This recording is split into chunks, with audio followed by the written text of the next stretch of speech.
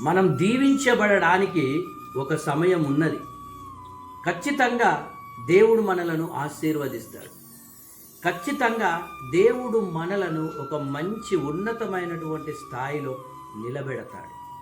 కానీ మనకు ఉండవలసింది ఏంటిది అంటే ఓపిక. మనలను తగిన సమయమందు హెచ్చించున్నట్లు ఆయన బలిష్టమైనటువంటి చేతి కింద దీన మనస్కులై ఉండుడి అని దేవుని వాక్యం సెలవిస్తుంది.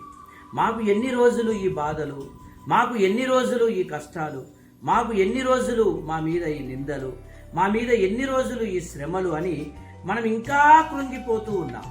కానీ దేవుడు చెప్తున్నాడు, కొన్ని రోజులు మాత్రమే ఈ కష్టాలు, ఈ బాధలు, ఈ శ్రమలు, ఈ రోగాలు, ఈ సమస్యలు ఏదున్నా కొన్ని రోజులే. దేవుడు ఖచ్చితంగా ఒక రోజు వస్తుంది, ఆ రోజు మనం ఖచ్చితంగా దీవించబడతాం. ఆ రోజు దేవుడు మనల్ని అందరినీ కూడా ఉన్నత స్థాయిలో నిలబెడతాడు. నిన్ను చిన్నగా చూసిన వారిని అందరినీ దేవుడు ఖచ్చితంగా చూస్తాడు. నిన్ను చిన్నగా చూసిన వారి మధ్యలో దేవుడు నిన్ను మంచి తలగా నియమిస్తాడు. నిన్ను తోకగా నియమించే దేవుడు కాదు.